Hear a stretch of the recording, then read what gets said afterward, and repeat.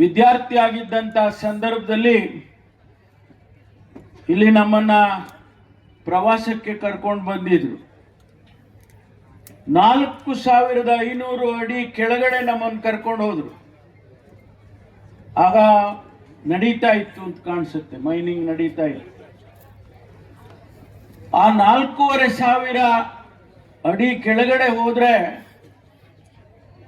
ಹೇಗಿರುತ್ತೆ ವಾತಾವರಣ ಅನ್ನೋದನ್ನ ಕಲ್ಪನೆಯನ್ನು ಕೂಡ ನಾವು ಮಾಡೋದಕ್ಕಾಗೋದಿಲ್ಲ. ಅಲ್ಲಿ ಚಿನ್ನ ಸಿಕ್ಕುತ್ತೆ ಅನ್ನುವಂಥದ್ದು 1871ರಲ್ಲಿ ಪ್ರಾರಂಭ ಆಗಿದ್ದು. ಇಲ್ಲಿ ಚಿನ್ನವನ್ನ ತೆಗೆಯೋದಕ್ಕೆ ಪ್ರಾರಂಭ ಮಾಡಿದ್ದು 1871. 120 ವರ್ಷದಲ್ಲಿ ಸುಮಾರು 800 ಟನ್ ಚಿನ್ನವನ್ನ ಇಲ್ಲಿಂದ ತೆಗೆದಿದ್ದಾರೆ. 800 ಟನ್ ಅಂದ್ರೆ ಎಷ್ಟು ಲಾರಿ ತುಂಬಬೇಕು? ಅಷ್ಟು. ಯಾಕೆಂದ್ರೆ ನಾವು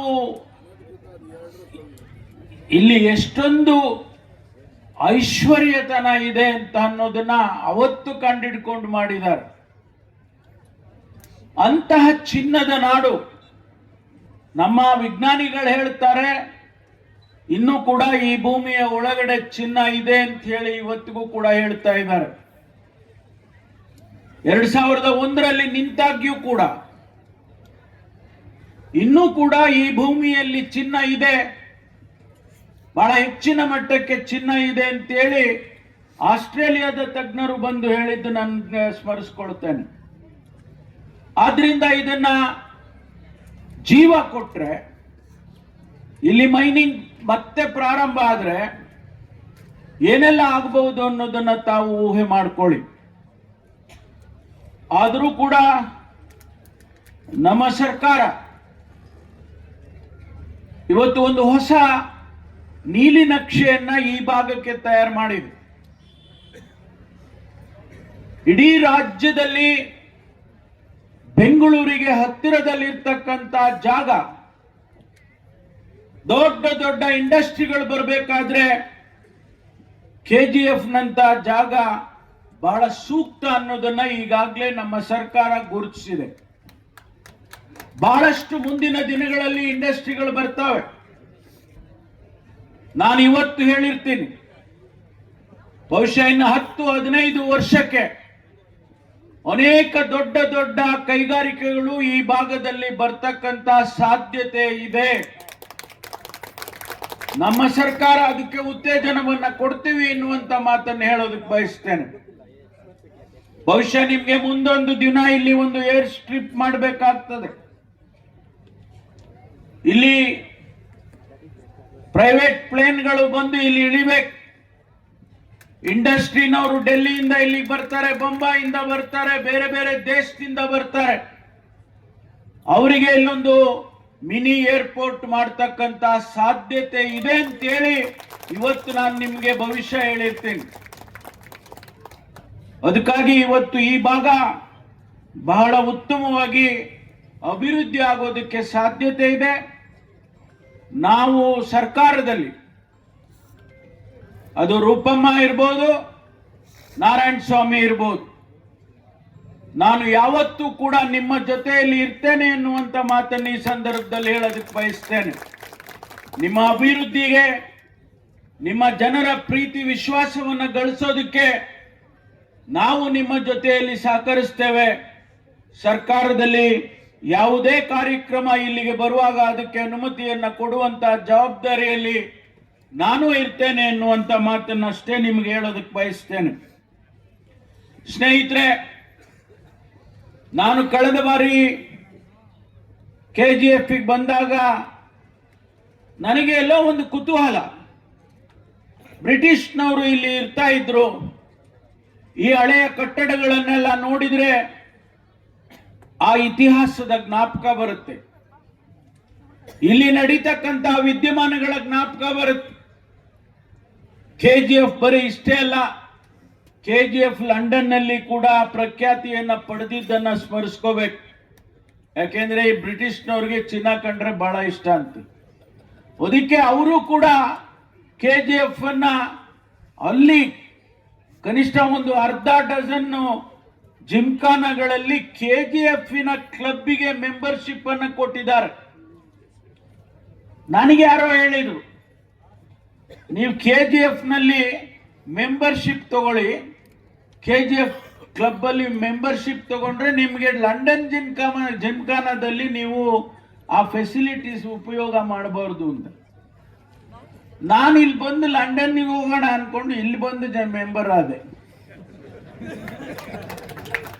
KGF ಕ್ಲಬ್ ಅಂತ ಇದೆ ಅಲ್ವಾ, ಅದರಲ್ಲಿ ಮೆಂಬರ್ ಮಾಡಿಕೊಂಡು ಲಂಡನ್ನಿಗೆ ಹೋಗೋಣ ಅಂದ್ರೆ ಅದೇನೇ ಯಶಸ್ವಿನೇ ಆಗಲಿಲ್ಲ ಯಾಕೋ. ಅಂತ ಒಳ್ಳೆಯ ನಿಮಗಿರ್ತಕ್ಕಂಥ ಅವಕಾಶಗಳು ಇವತ್ತು ಆ ಸಂದರ್ಭದಲ್ಲಿ ಬಂದಾಗ 100 years ಮೇಲೆ ಇರ್ತಕ್ಕಂಥ ಒಂದು ಪೊಲೀಸ್ ಸ್ಟೇಷನ್ ನೋಡಬೇಕು ಅಂತೇಳಿ ನಾನು ಅಂದ್ಕೊಂಡೆ. ಆಗ ನಾನು ಕರ್ಕೊಂಡು ಹೋದ್ರು.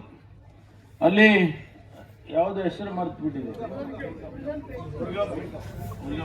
ಮುರುಗಂಪೇಟ್ಗೆ ಹೋಗಿ ಅಲ್ಲಿ ಹಳೇ ಪೊಲೀಸ್ ಸ್ಟೇಷನ್ ಅನ್ನು ನೋಡಿದೆ. ಅಲ್ಲಿ ಹೋಗಿ ನೋಡಿದ ಮೇಲೆ ನನಗೆ ಅಷ್ಟರಲ್ಲಿ ಆಗ್ಲೇ ನನಗೆ ಕೇಂದ್ರ ಸರ್ಕಾರದಿಂದ ನಮಗೆ ಅನುಮತಿ ಬಂದಿತ್ತು 2 ರಿಸರ್ವ್ ಬೆಟಾಲಿಯನ್ ಕೊಡ್ತೇವೆ ಅಂತ. ನಾನು ಅಲ್ಲಿ ನನ್ನ ತಲೆಗೆ ಬಂತು, ಯಾಕೆ ನಾನು KGFಗೆ ಬೇಕಾದಷ್ಟು ಜಮೀನಿದೆ, ಇಲ್ಲಿ ಒಂದು ಮಾಡಬಹುದಲ್ಲ ಅಂತ ಹೇಳಿ, ನಮಗೆ ಬೆಂಗಳೂರಿಗೂ ಹತ್ರ ಇರ್ತದೆ, ಅದಕ್ಕೋಸ್ಕರ ಬೆಂಗಳೂರಿಗೂ ಉಪಯೋಗಿಸ್ಬೋದು ಮತ್ತು ಈ ಭಾಗಕ್ಕೂ ಕೂಡ ಉಪಯೋಗ ಆಗುತ್ತೆ ಅಂತ ಹೇಳಿ ರೂಪಮ್ಮ ಅವ್ರನ್ನ ಕೇಳಿದೆ, ಒಂದು 100 acres ಜಮೀನು ಕೊಡ್ತೀಯಮ್ಮ ಅಂತ. ಅವ್ರು ಯಾಕೆ ಅಂತ ಕೇಳಲಿಲ್ಲ, ಏನೋ ಇರ್ಬೋದೇನೋ ನನ್ನ ಸ್ವಂತಕ್ಕೆ ತಗೊಳಕ್ಕೆ ಇರಬಹುದೇನೋ ಅನ್ಕೊಂಡ್ರೇನೋ. ನಮ್ಮೂರಲ್ಲಿರೋ ಜಮೀನೇ ಸಾಕಮ್ಮ ನನಗೆ. ಆಗ ಅವ್ರು ಹೇಳಿದ್ರು, ಇಲ್ಲ ಅಣ್ಣ ಕೊಡಿಸ್ತೀನಿ ಅಂತೇಳಿ ಅವರು ನನಗೆ ಒಂದು ಗ್ರೀನ್ ಸಿಗ್ನಲ್ ತರ ಕೊಟ್ರು. ನಾರಾಯಣ ಸ್ವಾಮಿನ ಕೇಳಿದೆ, ನಾರಾಯಣ ಸ್ವಾಮಿ ಇವರಿಬ್ಬರದು ಬಾರ್ಡರ್ ಅಲ್ಲ, ಅದಕ್ಕೆ ಇಬ್ಬರು ಬಾರ್ಡರ್ ಇರಲಿ ಅಂತೇಳಿ ಈ 100 ಎಕರೆ ಜಮೀನನ್ನ ಗುರುತಿಸಿ ಒಂದು ರಿಸರ್ವ್ ಬೆಟಾಲಿಯನ್ ಅನ್ನ ಇಲ್ಲಿಗೆ ಮಂಜೂರು ಮಾಡಿದ್ದೇನೆ. ಸುಮಾರು 530 ಕೋಟಿ ರೂಪಾಯಿ ಇಲ್ಲಿಗೆ ಹಾಕ್ತೇವೆ. ಒಂದಲ್ಲ ಎರಡಲ್ಲ, ಲಾಟ್ರಿ ಹೊಡೆದಂಗೆ ಇದು ಇವರಿಬ್ಬರಿಗೂ. ಅಂದ್ರೆ ಅವ್ರಿಗೇನು ಸಿಗೋದಿಲ್ಲ ಬಿಡಿ. 530 ಕೋಟಿ ರೂಪಾಯಿ ಇಲ್ಲಿ ಖರ್ಚು ಮಾಡ್ತೇವೆ. ಈಗ 30 ಕೋಟಿ ರೂಪಾಯಿಗೆ ಅಡಿಗಲ್ ಹಾಕಿದ್ದೇವೆ. ನಮ್ಮ MD ಅವ್ರಿಗೆ ಕೇಳಿದೆ, ಎಷ್ಟು ದಿವಸದಲ್ಲಿ ಕೆಲಸ ಸ್ಟಾರ್ಟ್ ಮಾಡ್ತೀರಿ ಅಂತ. ಯಾಕೆಂದ್ರೆ ನನಗೆ ಸ್ವಲ್ಪ ಈ ಕಟ್ಟಡ ಕಟ್ಟೋದ್ರ ಬಗ್ಗೆ ಅನುಭವ ಇದೆ, ಕಾಂಟ್ರಾಕ್ಟರ್ ಅಲ್ಲ ನಾನು. ಆದ್ರೆ ಅನುಭವ ಯಾಕಿದೆ ಅಂದ್ರೆ ನಮ್ಮ ಕಾಲೇಜಿನಲ್ಲಿ ಕಟ್ಟಡಗಳು ಕಟ್ಟಿಸ್ತಾ ಇರ್ತೀವಿ ಆಗಾಗಿ. ನಾನು ಅವ್ರಿಗೆ ಹೇಳಿದೆ, ಇವಾಗ ಅಡಿಗಲ್ ಹಾಕಿದ್ದೀನಪ್ಪ, ಇನ್ನು ಎಷ್ಟು ದಿವಸದಲ್ಲಿ ಮುಗಿಸ್ತೀರಾ ಅಂತ. ಇಂಥ ಪ್ರಶ್ನೆಗಳು ಕೇಳೋದಿಲ್ಲ ಅವ್ರಿಗೆ.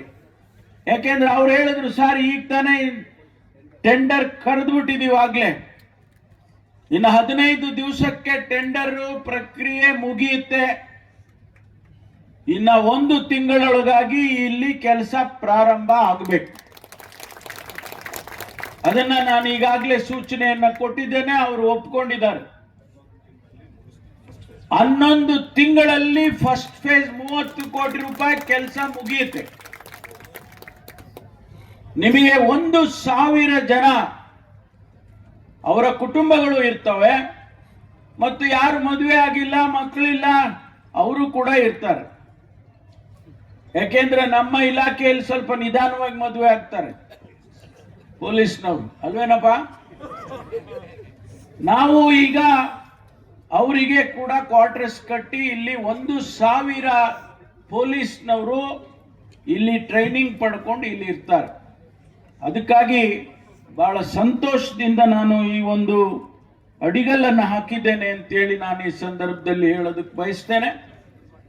ಪೊಲೀಸ್ ಇಲಾಖೆಯಲ್ಲಿ ನಾರಾಯಣ ಸ್ವಾಮಿ ಅವರು ಹೇಳಿದಾಗೆ ಇದು 3ನೇ ಬಾರಿ ಪೊಲೀಸ್ ಮಂತ್ರಿ ನಾನು. ಅದು ಯಾಕೆ ನನಗೆ ಕೊಡ್ತಾರೋ ಗೊತ್ತಿಲ್ಲ. ನನಗೆ ಹೋಗಿ ಹೇಳಿ ಕೇಳಿ ನಾನು ಜೋರಾಗಿ ಮಾತಾಡೋದಿಲ್ಲ, ಬಹಳ ಮೆಲ್ಲಗೆ ಮಾತಾಡ್ತೀನಿ ಅಂತ ಎಲ್ಲ ಹೇಳ್ತಾರೆ. ಆದ್ರೆ ಪೊಲೀಸ್ ಇಲಾಖೆ ಮಾತ್ರ ನನಗೆ ಕೊಡ್ತಾರೆ. ಆದ್ರೂ ನನ್ನ ಇರ್ತಕ್ಕಂಥ ಒಂದಿಷ್ಟು ನಾಲೆಡ್ಜ್ನಲ್ಲಿ 3 ಬಾರಿ ಪೊಲೀಸ್ ಇಲಾಖೆಯನ್ನ ಸಮರ್ಥವಾಗಿ ನಡೆಸಿದ್ದೇನೆ ಅಂತ ಹೇಳಿ ಅವ್ರು ಯಾರು ನನ್ನನ್ನ ಅಸಮರ್ಥ ಮಂತ್ರಿ ಅಂತ ಹೇಳ್ತಾರಲ್ಲ ಅವ್ರಿಗೆ ಸಂದೇಶ ಕೊಡ್ತಾ ಇದ್ದೀನಿ. ಅವನಿಗೆ ಗಂಧ ಗೊತ್ತಿಲ್ಲ, ಗಾಳಿ ಗೊತ್ತಿಲ್ಲ. ಏನಾದ್ರೂ ಒಂದು ಮರ್ಡರ್ ಆದ್ರೆ ಪರಮೇಶ್ವರ ಅಸಮರ್ಥ. ಈ ಟೀಕೆ ಟಿಪ್ಪಣಿಗಳಿಗೆ ಜಗ್ಗೋ ನನ್ನ ಮಗ ಅಲ್ಲ ನಾನು. ಯಾಕೆ ಈ ಮಾತನ್ನು ಹೇಳ್ತೇನೆ ಅಂದ್ರೆ, ಬಾಬಾ ಸಾಹೇಬ್ ಅಂಬೇಡ್ಕರ್ ಅವರ ಅನುಯಾಯಿಗಳು ನಾವು. ಬಾಬಾ ಸಾಹೇಬ್ ಅಂಬೇಡ್ಕರ್ ಈ ದೇಶದಲ್ಲಿ ಪ್ರತಿಯೊಬ್ಬ ವ್ಯಕ್ತಿಗೆ ಸಮಾನತೆಯಿಂದ ಬದುಕಬೇಕು, ಧೈರ್ಯದಿಂದ ಬದುಕಬೇಕು, ಅದನ್ನ ಕಲಿಸ್ಕೊಟ್ಟು ಹೋಗಿದ್ದಾರೆ ನಮ್ಗೆ. ಇವತ್ತು ನಾವು ಹೋರಾಟ ಮಾಡ್ತಾ ಇರ್ತಕ್ಕಂಥದ್ದು, ಈ ದೇಶದಲ್ಲಿ ಶೋಷಿತ ಸಮುದಾಯ ಹೋರಾಟ ಮಾಡ್ತಾ ಇರ್ತಕ್ಕಂಥದ್ದು ಸಮಾನತೆಗೆ ಹೋರಾಟ ಮಾಡ್ತಾ ಇದ್ದೀವಿ. ಯಾವ ಬಾಬಾ ಸಾಹೇಬ್ ಅಂಬೇಡ್ಕರ್ ತಾನು ವಿದ್ಯಾಭ್ಯಾಸವನ್ನು ಮಾಡೋದಕ್ಕೆ ಪಟ್ಟಂತ ಕಷ್ಟ ನಮ್ಮ ಮಕ್ಕಳಿಗೆ ಬರಬಾರದು. ಆ ಶೋಷಿತ ಸಮುದಾಯ ಅಂತ ಹೇಳಿದ್ರೆ ಬರೀ SC STಗಳು ಅಷ್ಟೇ ಅಲ್ಲ, ಯಾರು ಬಡವರಿದ್ದಾರೆ, ಯಾರು ಈ ದೇಶದಲ್ಲಿ ಹುಟ್ಟಿ ನಂದು ಇದು ಭಾರತ ಅನ್ನೋರು ಇದ್ದಾರೆ, ಅವರಿಗೂ ಕೂಡ ಇದು ಅನ್ವಯಿಸುತ್ತೆ ಅನ್ನೋ ಮಾತನ್ನು ಹೇಳ್ತೇನೆ. ಅದಕ್ಕಾಗಿ ಇವತ್ತು ನಾವು ಪೊಲೀಸ್ ಇಲಾಖೆಯಲ್ಲಿ ಅನೇಕ ಉತ್ತಮವಾದ ಕೆಲಸಗಳನ್ನು ಮಾಡಿದ್ದೇನೆ ನಾನು. ಇವತ್ತು 40,712 ಮನೆಗಳನ್ನು ನಮ್ಮ ಪೊಲೀಸ್ ಸಿಬ್ಬಂದಿಗಳಿಗೆ ಕಟ್ಟುವಂತ ಕೆಲಸ ಮಾಡಿದ್ದೇವೆ. ಒಂದು ಬಾರಿ ನಾನು ನಮ್ಮ CR ಹೆಡ್ ಕ್ವಾರ್ಟರ್ಸ್ಗೆ ಹೋದೆ. ಅಲ್ಲಿ ಆ ಕ್ವಾರ್ಟರ್ಸ್ಗಳು ನೋಡೋಣ ಅಂತ ಹೋದೆ. ಅವರು ಜೀವನ ಮಾಡ್ತಕ್ಕಂಥ ಸಂದರ್ಭ ನೋಡಿದ್ರೆ ಯಾರು ಮನುಷ್ಯರು ಜೀವನ ಮಾಡುವಂಥದ್ದಲ್ಲ. ಒಂದು ಸಣ್ಣ ಕೊಠಡಿಯಲ್ಲಿ ಗಂಡ ಹೆಂಡತಿ ಮಕ್ಕಳು, ಅಡಿಗೆ ಅಲ್ಲೇ ಆಗ್ಬೇಕು, ಬಾತ್ರೂಮ್ ಅಲ್ಲೇ ಆಗ್ಬೇಕು. ಇಂಥದ್ದನ್ನ ನಾವು ನಮ್ಮ ಪೊಲೀಸ್ನವ್ರಿಗೆ ಕೊಡ್ಬೇಕಾ? ಯಾರೋ ಕಾಲದಲ್ಲಿ, ಬ್ರಿಟಿಷ್ನವ್ರ ಕಾಲದಲ್ಲಿ ಆ ಪರಿಸ್ಥಿತಿಗೆ ಅವರನ್ನು ಇಟ್ಟಿದ್ರು. ಸ್ವತಂತ್ರ ಬಂದು 78 ವರ್ಷ ಆಗಿದೆ. ನಾವು ಅವರಿಗೊಂದು ಗೌರವದ ಜೀವನ ಕೊಡದೆ ಹೋದ್ರೆ ನಾವು ಸರ್ಕಾರವನ್ನ ನಡೆಸೋದಕ್ಕೆ ಸಾಧ್ಯ ಇಲ್ಲ. ಅದಕ್ಕಾಗಿ ನಾನು ಪೊಲೀಸ್ ಗೃಹ 2020 ಅಂತೇಳಿ ಅವತ್ತು ಪ್ರಾರಂಭ ಮಾಡಿದೆ. ನಾನು ಇವತ್ತು ನಾವು 40,000 ಮನೆಗಳನ್ನ ಇಡೀ ರಾಜ್ಯದಲ್ಲಿ ಇದೇ ಪೊಲೀಸ್ ಹೌಸಿಂಗ್ ಕಾರ್ಪೊರೇಷನ್ ಅವರು ಕಟ್ಟಿದ್ದಾರೆ. ಇನ್ನೂ ಕಟ್ತೇವೆ. 1,10,000 ಸಿಬ್ಬಂದಿಗೂ ಮನೆಯನ್ನ ಕೊಡ್ತೇವೆ ನಾವು ನಮ್ಮ ಸರ್ಕಾರದಲ್ಲಿ.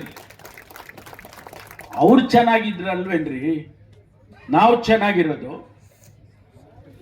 ರಾತ್ರಿ ಇಲ್ಲ, ಹಗಲಿಲ್ಲ, ಮಳೆ ಇಲ್ಲ, ಬೆಳಗಿಲ್ಲ, ಬಿಸಿಲಿಲ್ಲ, ನಮ್ಮನ್ ಕಾಯ್ತಾರೆ, ನಮ್ಮನ್ ರಕ್ಷಣೆ ಮಾಡ್ತಾರೆ. ನಮ್ಮ ರಂಜಾನ್ ಹಬ್ಬ ಚೆನ್ನಾಗಾಗ್ಬೇಕು ಅಂತೇಳಿ ಅವ್ರು ಬೀದಿನಲ್ಲಿ ನಿಂತಿರ್ತಾರೆ. ನಮ್ಮ ಉಗಾದಿ ಚೆನ್ನಾಗಾಗ್ಬೇಕು ಅಂತೇಳಿ ನಮ್ಮ ಬೀದಿಯಲ್ಲಿ ಅವ್ರು ನಿಂತಿರ್ತಾರೆ. ಪೊಂಗಲ್ ಚೆನ್ನಾಗಾಗ್ಬೇಕು ಅಂತೇಳಿ ಅವ್ರು ಬೀದಿಯಲ್ಲಿ ನಿಂತಿರ್ತಾರೆ. ಅವರಿಗೆ ನಾವು ಒಳ್ಳೆಯ ಜೀವನವನ್ನ ಕೊಡಬಾರ್ದ? ಅದಕ್ಕಾಗಿ ಇವತ್ತು ಅವರಿಗೆ ಸಂಬಳ ಜಾಸ್ತಿ ಮಾಡತಕ್ಕಂತ ಕೆಲಸವನ್ನು ನಾನೇ ಮಾಡಿದ್ದೇನೆ. ನಾನು ಮೊದಲನೇ ಸಾರಿ ಮಂತ್ರಿ ಆದಂತ ಸಂದರ್ಭದಲ್ಲಿ ಇಡೀ ದೇಶದಲ್ಲಿ ಯಾವ್ಯಾವ ರಾಜ್ಯದಲ್ಲಿ ಪೊಲೀಸ್ನವ್ರಿಗೆ ಎಷ್ಟು ಸಂಬಳ ಕೊಡ್ತಾರೆ ಅಂತೇಳಿ ಒಂದು ಅಧ್ಯಯನ ಮಾಡಿ ಆನಂತರ ನಮ್ಮ ರಾಜ್ಯದಲ್ಲಿ ಹೆಚ್ಚು ಮಾಡುವಂತ ಕೆಲಸವನ್ನು ಮಾಡಿದೆ. 1978ರಲ್ಲಿ ಅವರು ಒಂದು ಸೋಚ್ ಹ್ಯಾಟ್ ಅಂತೇಳಿ ಮೊದಲು ಹಾಕೊಳ್ತಾ ಇದ್ರಲ್ಲ ಟೋಪಿ, ಅದು ಮಳೆ ಬಂದ್ರೆ ನೆಂದೋದ್ರೆ 5 kg 10 kg ಆಗ್ಬಿಡುತ್ತೆ. ಬಹಳ ಜನ ಕಂಪ್ಲೇಂಟ್ ಮಾಡೋರು. ನಾನು ಯೋಚನೆ ಮಾಡಿ ಇಲ್ಲ ಇದನ್ನು ಬದಲಾಯಿಸಬೇಕು ಅಂತೇಳಿ ಈ ಬಾರಿ ಮುಖ್ಯಮಂತ್ರಿಗಳು ನಾನು ಇಬ್ಬರು ಸೇರಿ ಆ ಕ್ಯಾಪ್ ಅನ್ನ ಬದಲಾಯಿಸಿದ್ದೇವೆ. ಈಗ ಅವ್ರು ನೋಡಿ ಎಲ್ಲ ಹೆಂಗ್ ಕಾಣ್ತಾರೆ, ಆಫೀಸರ್ಸ್ ಕಂಡಂಗ್ ಕಾಣಲ್ವಾ? ಹಾಕೊಡ್ರಪ್ಪ ನೋಡಿ ಹೆಂಗ್ ಕಾಣ್ತೀರಿ, ಎಷ್ಟು ಲಕ್ಷಣವಾಗಿ ಕಾಣ್ತಾರೆ. ನಾನು ಆಫೀಸರ್ ರೀ, ಪೊಲೀಸ್ ಆಫೀಸರು.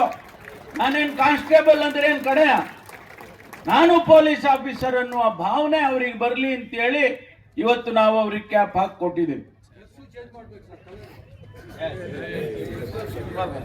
ಆಯ್ತು, ನೀನ್ ಸಲಹೆ ಕೊಡಪ್ಪ, ಕೇಳೋಣ. ಇವತ್ತು ಅವರಿಗೆ ಇನ್ಸ್ಪೆಕ್ಟರ್ಗಳಲ್ಲಿ ಟ್ರಾನ್ಸ್ಫರ್ಸ್ ಮಾಡುವಂತಹದ್ದು 1 ವರ್ಷಕ್ಕೊಂದ್ಸಾರಿ ಟ್ರಾನ್ಸ್ಫರ್ ಆಗ್ತಾ ಇತ್ತು. ಅವನು ಇನ್ನೂ ರಿಪೋರ್ಟ್ ಮಾಡ್ಕೊಂಡಿಲ್ಲ, ಆಗಲೇ ಟ್ರಾನ್ಸ್ಫರ್ಗೆ ಹೆಂಗಪ್ಪ ನಾನು ಎಲ್ಲೋಗ್ಬೇಕು, ನನ್ನನ್ನು ಟ್ರಾನ್ಸ್ಫರ್ ಮಾಡ್ತಾರೆ ಅನ್ನುವಂತ ಪರಿಸ್ಥಿತಿಯಲ್ಲಿ ಅವರು ಇರ್ತಾ ಇದ್ರು. ಕಾನೂನಾತ್ಮಕವಾಗಿ ಇವತ್ತು 2 ವರ್ಷ ಅವರನ್ನ ಮುಟ್ಟಬಾರ್ದು ಅಂತ ಹೇಳಿ ಮಾಡಿದ್ದೇನೆ. 2 ವರ್ಷ ಆ ಪೊಲೀಸ್ ಸ್ಟೇಷನ್ ಅಲ್ಲಿ ಇರ್ಬೇಕು. ಆದ್ರೆ 2 ವರ್ಷ ಇರ್ತೀನಿ ಅಂತೇಳಿ ಏನ್ ಬೇಕಾದ್ರೂ ಮಾಡೋದಕ್ಕೆ ಅವಕಾಶ ಇಲ್ಲ. ಪ್ರಾಮಾಣಿಕವಾಗಿ ನೀವು ಜನರ ಕೆಲಸ ಮಾಡಬೇಕು ಅಂತೇಳಿ ನಿಮಗೆ 2 ವರ್ಷ ಮಾಡಿಕೊಟ್ಟಿದ್ದೇವೆ. ಅನೇಕ ಬದಲಾವಣೆಗಳನ್ನು ತಂದಿದ್ದೇನೆ ಪೊಲೀಸ್ ಇಲಾಖೆನಲ್ಲಿ. ಇವತ್ತು ನಮ್ಮ ಪೊಲೀಸ್ ಇಲಾಖೆ ಸಮರ್ಥವಾಗಿ ಕೆಲಸ ಮಾಡ್ತಾ ಇದೆ. ನಿನ್ನೆ ನಾವು ಪೊಲೀಸ್ ಕಾನ್ಫರೆನ್ಸ್ ಮಾಡಿದ್ವು ಬೆಂಗಳೂರಲ್ಲಿ. ಎಲ್ಲ ಹಿರಿಯ ಪೊಲೀಸ್ ಅಧಿಕಾರಿಗಳನ್ನ ಕರೆಸಿ ನಾವು ಮೀಟಿಂಗ್ ಮಾಡಿದ್ವು. ಅಲ್ಲಿ ಇಡೀ ದೇಶದಲ್ಲಿ ನ್ಯಾಯವನ್ನ ಒದಗಿಸುವಂತ ದೃಷ್ಟಿಯಲ್ಲಿ ಕರ್ನಾಟಕ ನಂಬರ್ 1 ಇಡೀ ದೇಶದಲ್ಲಿ. ಅದು ಸುಮ್ಮನೆ ಬಂದ್ಬಿಡುತ್ತಾ? ಅವ್ರು ಕೆಲಸ ಮಾಡಿದ್ರಲ್ಲ ಬರೋದು. ಇವತ್ತು ನಾನು ಒಂದು ಕಾರ್ಯಕ್ರಮ ಕೊಟ್ಟಿದ್ದೇನೆ, ಮನೆ ಮನೆಗೆ ಪೊಲೀಸ್. ಯಾಕೆ ಕೊಟ್ಟೆ ಅಂದ್ರೆ ನಾನು ಮನೆ ಮನೆಗೆ ಕಾಂಗ್ರೆಸ್ ಮಾಡಿದವನು. ನಾನು ಮನೆ ಮನೆಗೆ ಕಾಂಗ್ರೆಸ್ ಅಂತ ಮಾಡಿದ್ದೆ ನಾನು ಅಧ್ಯಕ್ಷ ಇದ್ದಾಗ. 2013ರಲ್ಲಿ ಅಧಿಕಾರಕ್ಕೆ ಬರೋದಕ್ಕೆ ಅದು ಒಂದು ಕಾರಣ. ನಮ್ಮ ಕಾರ್ಯಕರ್ತರು ಮನೆ ಮನೆಗೂ ಹೋಗಿದ್ರು. ಅದು ನನ್ನ ತಲೆನಲ್ಲಿತ್ತು. ನಮ್ಮ ಪೊಲೀಸ್ನವರಿಗೆ ಯಾಕೆ ಇದನ್ನು ತರಬಾರದು ಅಂತ ಹೇಳಿ ಮನೆ ಮನೆಗೆ ಪೊಲೀಸ್. ಇವತ್ತು ಇಡೀ ರಾಜ್ಯದಲ್ಲಿ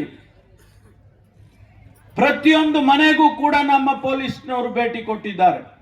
ಇಡೀ ರಾಜ್ಯದಲ್ಲಿ ನಿಮ್ಮಲ್ಲಿ ಬಂದಿಲ್ಲ ಅಂತ ಹೇಳಿದ್ರೆ ನೀವು ಪೊಲೀಸ್ನವ್ರನ್ನ ಕೇಳಬಹುದು, ನೀವು ಯಾಕೆ ನಮ್ಮ ಮನೆಗೆ ಬಂದಿಲ್ಲ ಅಂತ.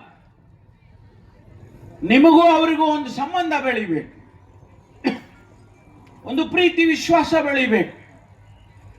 ನಿಮ್ಮ ಆ ಬೀದಿಯಲ್ಲಿ ಯಾರಿದ್ದಾರೆ ಅಂತೇಳಿ ನಮ್ಮ ಪೊಲೀಸ್ನವರಿಗೆ ಗೊತ್ತಿದ್ರೆ ಯಾರು ಅಪರಾಧ ಮಾಡೋರಿದ್ರು ಗೊತ್ತಾಗುತ್ತೆ, ಯಾರು ಒಳ್ಳೆಯವರಿದ್ರು ಗೊತ್ತಾಗುತ್ತೆ, ಎಲ್ಲವೂ ಕೂಡ ತಿಳಿಯುತ್ತೆ ಅಂತೇಳಿ ಆ ಮನೆ ಮನೆಗೆ ಪೊಲೀಸ್ ಅನ್ನುವಂಥದ್ದನ್ನ ಮಾಡಿದ್ದೇನೆ. ಅದೇ ರೀತಿ ಇನ್ನೂ ಅನೇಕ ಕೆಲಸಗಳನ್ನು ಮಾಡಿ ಇವತ್ತು ಪೊಲೀಸ್ ಇಲಾಖೆ ಒಂದು ಸುಭದ್ರವಾಗಿರ್ತಕ್ಕಂಥ ಇಲಾಖೆ. ನಾನು ಅವರಿಗೆ ಭರವಸೆ ಕೊಟ್ಟಿದ್ದೇನೆ. ಮುಖ್ಯಮಂತ್ರಿಗಳಿಗೆ ಮಾತನಾಡಿ ಏನು ಇನ್ನೂ ಕೂಡ ಖಾಲಿ ಇರ್ತಕ್ಕಂಥ ಹುದ್ದೆ 15,000 ಹುದ್ದೆಗಳು ಖಾಲಿ ಇದ್ದಾವೆ. ನಾನು ಈ ಬಾರಿ ಕನಿಷ್ಠ 10,000 ಆದ್ರೂ ನಾನು ಈಗ ತುಂಬುತ್ತೇನೆ, ಬಿಡೋದಿಲ್ಲ. ಈ ಬಜೆಟ್ ನಲ್ಲಿ ಮಾನ್ಯ ಮುಖ್ಯಮಂತ್ರಿಗಳಿಗಾಗಲೇ ಹೇಳಿದ್ದೇನೆ, ನಾನು 10,000 ಆದ್ರೂ ನಾನು ತುಂಬುತ್ತೇನೆ. ಸಬ್ ಇನ್ಸ್ಪೆಕ್ಟರ್ ರೆಕ್ರೂಟ್ ಮಾಡ್ಬೇಕು. ನಾನು ಯಾರನ್ನು ಟೀಕೆ ಮಾಡಕ್ ಹೋಗೋದಿಲ್ಲ. ಹಿಂದಿನ ಸರ್ಕಾರದಲ್ಲಿ ಪೊಲೀಸ್ ಸ್ಕ್ಯಾಮ್ ಆಯ್ತು, PSI ಸ್ಕ್ಯಾಮ್ ಆಯ್ತು. 545 ಜನ ಸಬ್ ಇನ್ಸ್ಪೆಕ್ಟರ್ ಆಗೋದು ನಿಂತೋಯ್ತು, ಕೋರ್ಟಿಗೆ ಹೋಯ್ತು. ಕಳೆದ 5 ವರ್ಷ ಒಬ್ಬ ಸಬ್ ಇನ್ಸ್ಪೆಕ್ಟರ್ನ ನಾವು ರೆಕ್ರೂಟ್ ಮಾಡೋದಕ್ಕೆ ಸರ್ಕಾರದಲ್ಲಿ ಆಗ್ಲಿಲ್ಲ. ಆದ್ರೆ ಈ ಬಾರಿ ಈ ವರ್ಷ ಅದನ್ನೆಲ್ಲ ಬಗೆಹರಿಸಿ 900 ಜನ ಸಬ್ ಇನ್ಸ್ಪೆಕ್ಟರ್ನ ನೇಮಕ ಮಾಡಿದ್ದೇನೆ. ಇವತ್ತು ಅವರೆಲ್ಲ ಟ್ರೈನಿಂಗ್ ಅಲ್ಲಿ ಇದ್ದಾರೆ. ಬಹುಶಃ ಇನ್ನೊಂದು 2-3 ತಿಂಗಳಲ್ಲಿ ಅವರು ಫೀಲ್ಡಿಗೆ ಬರ್ತಾರೆ. ಅವಶ್ಯಕತೆ ಯಾಕಿದೆ? ಪೊಲೀಸಿನ ಅವಶ್ಯಕತೆ ಯಾಕಿದೆ? ಇವತ್ತು ಆಧುನಿಕತೆ ಅನೇಕ ಸವಾಲುಗಳನ್ನ ನಮ್ಮ ಮುಂದೆ ಎಸೆಯುತ್ತಾರೆ. ಒಂದು ಕಡೆ ಟೆಕ್ನಾಲಜಿ ಆಗಿದೆ. ಈಗ ತಾನೇ ಆರ್ಟಿಫಿಷಿಯಲ್ ಇಂಟೆಲಿಜೆನ್ಸ್ ಅಂತ ಹೇಳಿ ಇವತ್ತು ಅದು ಕೂಡ ಹೊಸದಾಗಿ ಆವಿಷ್ಕಾರ ಬರ್ತಾ ಇದೆ. ಅದಕ್ಕೆ ನಮ್ಮವರು ತಯಾರಾಗಬೇಕು. ಅವರಿಗೆಲ್ಲ 1,10,000 ಜನ ಪೊಲೀಸ್ನವರು ಸೈಬರ್ ಟ್ರೈನಿಂಗ್ ಅನ್ನ ಮಾಡಿಸ್ತೇನೆ, ಈಗಾಗಲೇ ಅದನ್ನ ಪ್ರಾರಂಭ ಮಾಡಿದೆ. ಯಾವ ಭಾಷೆ ಇರ್ಬೋದು, ಇಂಗ್ಲಿಷ್ ಇರ್ಬೋದು, ಕನ್ನಡ ಇರ್ಬೋದು, ಆದ್ರೆ ಪ್ರತಿಯೊಬ್ಬ ಕಾನ್ಸ್ಟೇಬಲ್ಗೂ ಕೂಡ ಸೈಬರ್ ಟ್ರೈನಿಂಗ್ ಅನ್ನ ಕೊಡ್ತಕ್ಕಂತ ಕೆಲಸ ನಮ್ಮ ಸರ್ಕಾರದಲ್ಲಿ ನಾವು ಮಾಡ್ತೇವೆ. ಆದ್ರಿಂದ ಸ್ನೇಹಿತರೆ, ಪೊಲೀಸ್ ಅನ್ನತಕ್ಕಂಥದ್ದು ಜನಸ್ನೇಹಿಯಾಗಿರ್ಬೇಕು. ಜನಗಳಿಗೆ ಪೊಲೀಸ್ ಅನ್ನುವಂತ ಒಂದು ಅಭಿಮಾನ ಬರಬೇಕು. ಕಾನೂನು ಮುರಿಯೋನಿಗೆ ಅದು ಬೇರೆ ವಿಚಾರ. ಮರ್ಡರ್ ಮಾಡಿದವನಿಗೆ ಸ್ನೇಹತ್ವ ಮಾಡಕ್ಕಾಗುತ್ತಾ?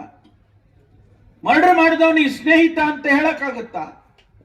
ಅದು ಕಾನೂನು ನೋಡ್ಕೊಳ್ಳುತ್ತೆ.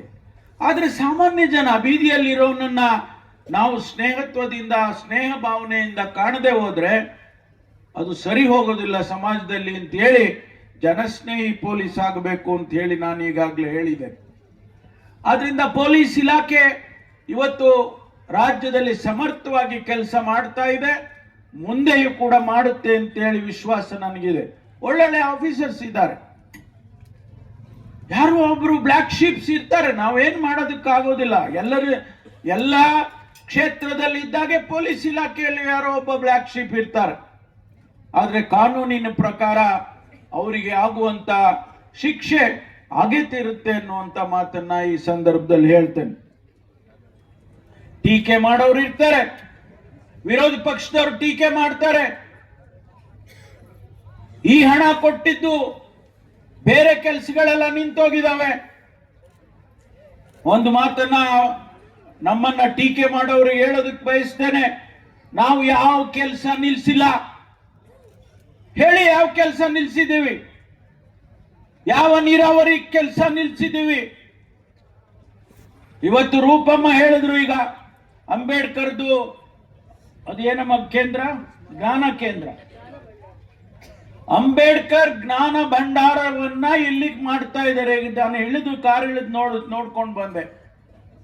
8 ಎಕರೆ ಭೂಮಿನಲ್ಲಿ ಸುಮಾರು 15 ಕೋಟಿ ಖರ್ಚು ಮಾಡಿ ಅಂಬೇಡ್ಕರ್ ವಿಚಾರಧಾರೆಗಳನ್ನ ತಿಳಿಸೋದಕ್ಕೆ ಅವ್ರು ಮಾಡ್ತಿದ್ದಾರೆ.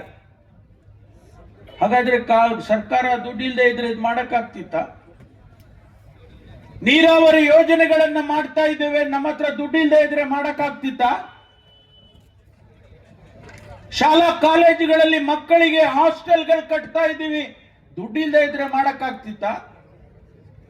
ಅದಕ್ಕಾಗಿ ಇವತ್ತು ಅವರಿಗೆ ಹೇಳೋದಕ್ಕೆ ಬಯಸ್ತೇನೆ, ನಾವು ಸದೃಢವಾಗಿದ್ದೇವೆ, ಆರ್ಥಿಕವಾಗಿ ಸದೃಢವಾಗಿದ್ದೇವೆ. ಮುಂದಿನ ತಿಂಗಳು ಮಾನ್ಯ ಸಿದ್ದರಾಮಯ್ಯನವರು ಬಜೆಟ್ ಅನ್ನ ಮಂಡನೆಯನ್ನ ಮಾಡೋರಿದ್ದಾರೆ.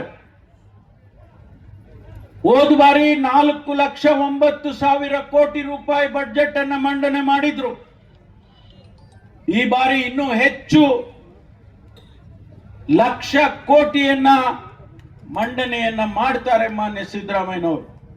ಹಾಗಾಗಿ ಇವತ್ತು ನಾವು ಕರ್ನಾಟಕದಲ್ಲಿ ಜನರಿಗೆ ಏನ್ ಮಾತು ಕೊಟ್ಟಿದ್ದೋ, ಚುನಾವಣೆಯ ಸಂದರ್ಭದಲ್ಲಿ ಏನ್ ನಾವು ಭರವಸೆ ಕೊಟ್ಟಿದ್ದೋ, ಅದೆಲ್ಲವನ್ನು ಕೂಡ ಈಡೇರಿಸತಕ್ಕಂತ ಕೆಲಸವನ್ನ ಮಾಡಿದ್ದೇವೆ, ಮಾಡ್ತೇವೆ.